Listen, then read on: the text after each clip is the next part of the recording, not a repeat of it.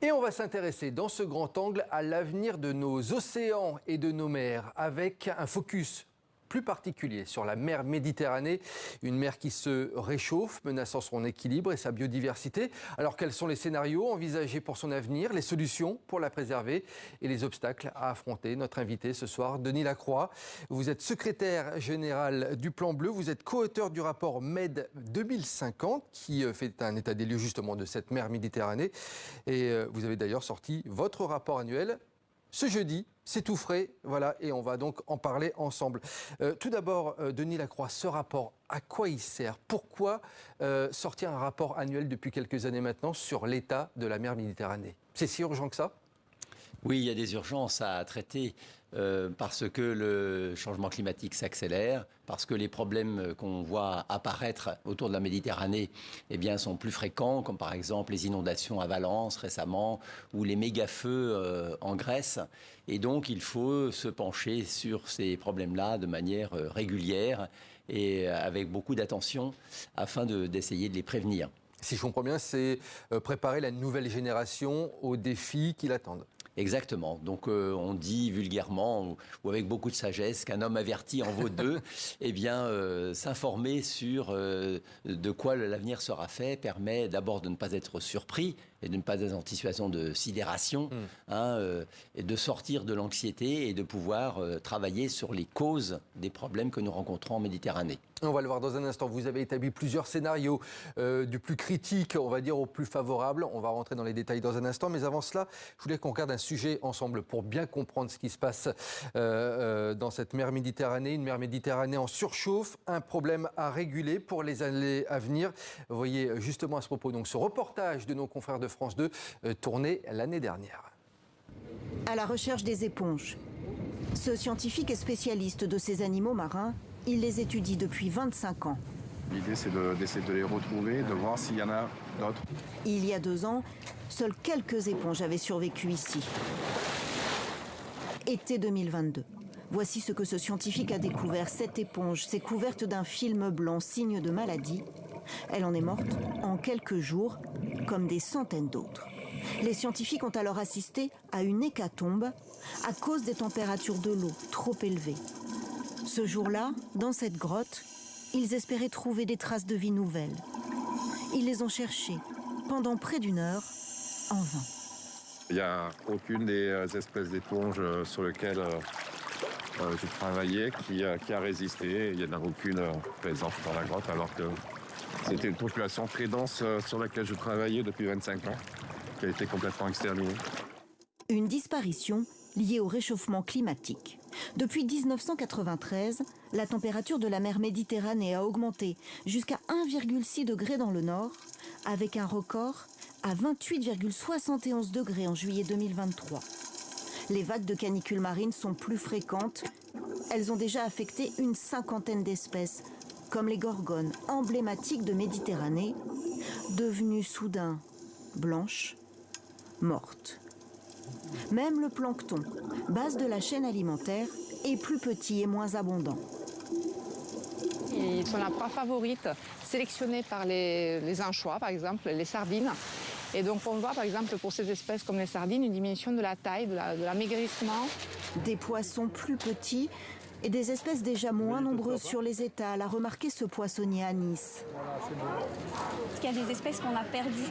Perdues, non. Sur les étals, je pense pas. Mais qu'on n'arrive pas à trouver à certaines périodes, alors qu'avant, il y avait peut-être plus de poissons. Par exemple? Le poulpe, la dorade royale. Une tendance qui va s'aggraver d'ici la fin du siècle, selon cette chercheuse. Avec l'augmentation de la température de l'eau, on va avoir moins d'espèces qui vont survivre à ça. Comme par exemple le pageot ici qu'on voit, la sole, la dorade royale, la pêche artisanale, la pêche avec les filets ou avec les nasses. On aura des diminutions qui vont de moins 50 à moins 75% de capture. Seule solution, baisser les émissions de gaz à effet de serre responsables du réchauffement climatique et du réchauffement de la Méditerranée. Cette compagnie de ferry a ainsi réduit la vitesse de ses navires pour utiliser moins de carburant. À quai, les bateaux éteignent les moteurs, ils se branchent sur le réseau électrique. Un commencement, une démarche entamée avec 60 entreprises de la région. Alors je ne vais pas changer le monde seul, mais on a pris conscience qu'avec le type d'entreprise qu'on a, on doit agir et on doit agir maintenant pour préserver l'environnement dans 10, 15 et 20 ans. Des réductions d'émissions nécessaires. Selon les scientifiques, le réchauffement de la mer Méditerranée s'accélère. Denis Lacroix, un réchauffement donc qui s'accélère. On parle de plus 2,2 degrés d'ici 2050. Quelles conséquences? Alors évidemment, si l'ensemble de la mer se réchauffe, d'abord on ne peut pas le bloquer, l'empêcher. Il faut en prendre acte et surtout observer de manière précise ce phénomène, de manière à pouvoir le quantifier et éventuellement modéliser les évolutions possibles de cette mer. On peut résumer ça en un mot très simple. On observe une tropicalisation d'une mer qui était initialement considérée comme tempérée chaude. C'est-à-dire une tropicalisation? C'est-à-dire que avec l'élévation de la température, les animaux qui vivent dans la mer, évidemment, ils ne sont pas inféodés seulement à des habitats, mais aussi à des bornes thermiques. Et donc, ils suivent leurs préférences thermiques. Et donc, c'est des poissons plutôt tropicaux, puisque les eaux se réchauffent, qui petit à petit montent vers des latitudes tempérées. Donc, la mer Méditerranée, par le détroit de Gibraltar comme par le canal de Suez, reçoit des espèces qui sont plus habituées à des eaux chaudes et qui donc s'installent de manière pérenne en Méditerranée. Vous voulez dire par là qu'il va y avoir un remplacement de la faune maritime? Voilà, la faune et de la flore aussi. On a vu la disparition dans le reportage des éponges parce qu'elles ne supportent pas cette élévation de température. D'autres espèces, en revanche, vont arriver parce qu'elles vont trouver un biotope, comme on dit, un habitat favorable, comme par exemple des coraux tropicaux ou des coraux de mer Rouge pourraient s'installer durablement. Et il y a beaucoup d'espèces aujourd'hui qui franchissent le pas, si je puis dire, ou en tout cas le canal et le détroit, et donc s'installent de manière permanente en Méditerranée. J'ai appris quelque chose en préparant cette émission. La mer Méditerranée, c'est aussi la mer la plus polluée par les plastiques et la plus surexploitée en termes de pêche. Il va falloir arrêter ça également. Quelle solution par rapport à ça ? Alors, arrêter la pollution, certainement, parce qu'elle est absolument d'origine anthropique. Pourquoi est-ce que c'est une des mers les plus polluées du monde? Tout simplement parce qu'elle est peu renouvelée.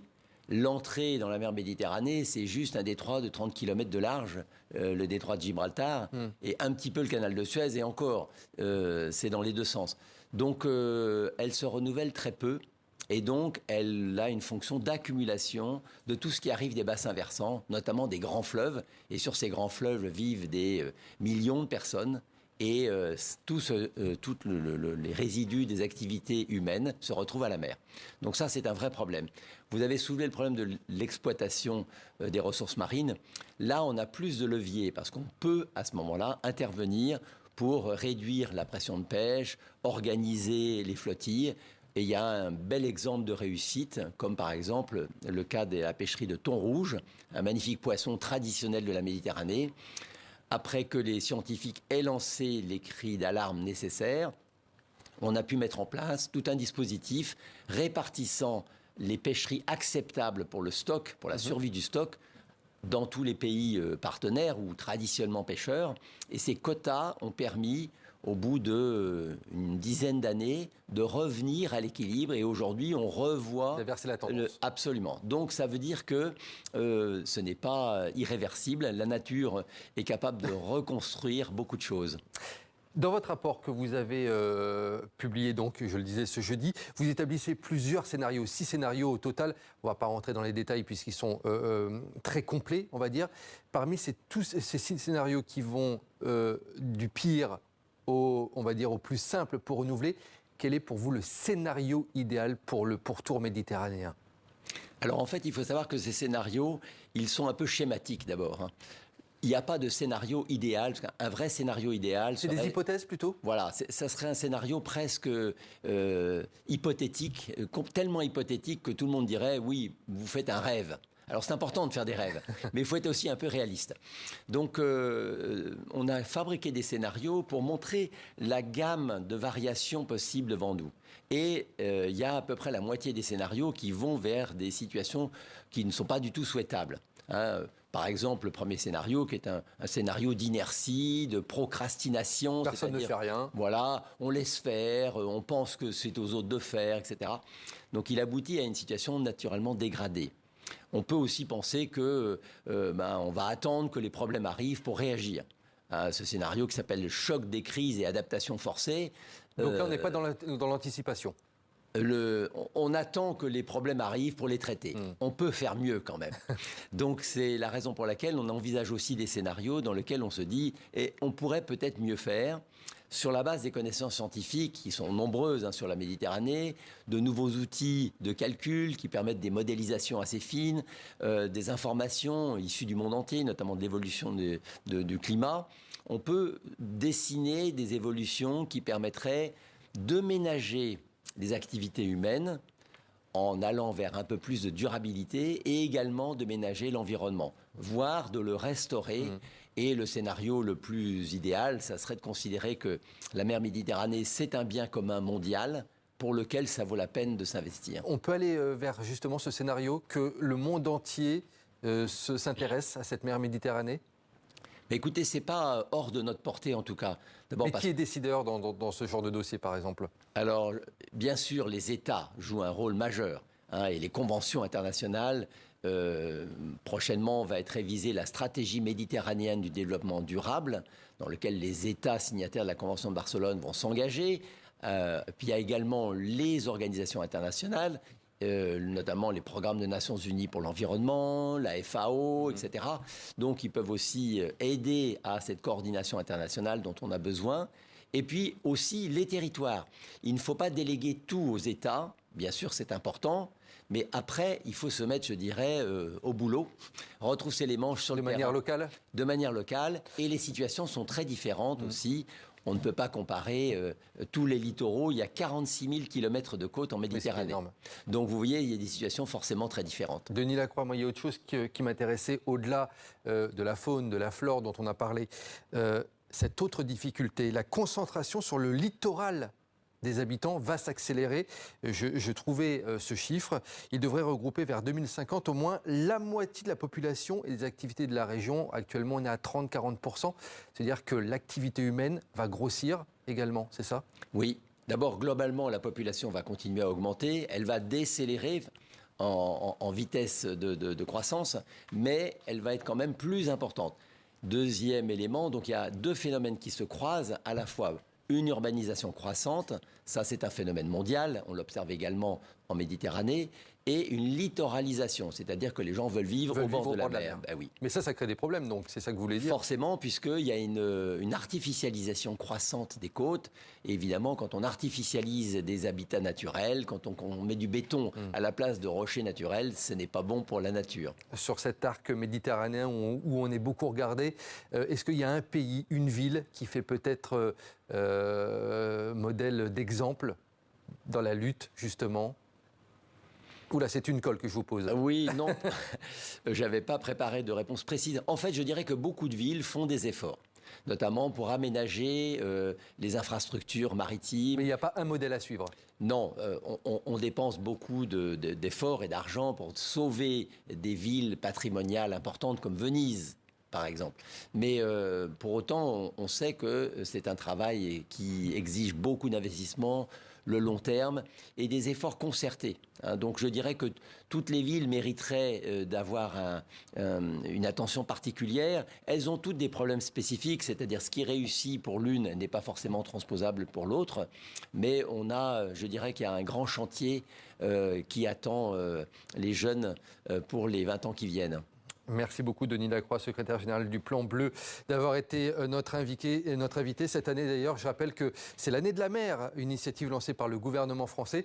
Et puis, toutes ces problématiques, on va en reparler également, j'espère, lors de la 3e conférence des Nations Unies sur l'océan, qui est co-organisée par la France et le Costa Rica. Et je suppose que vous allez suivre ça de très près. Merci beaucoup Denis Lacroix d'avoir été notre invité.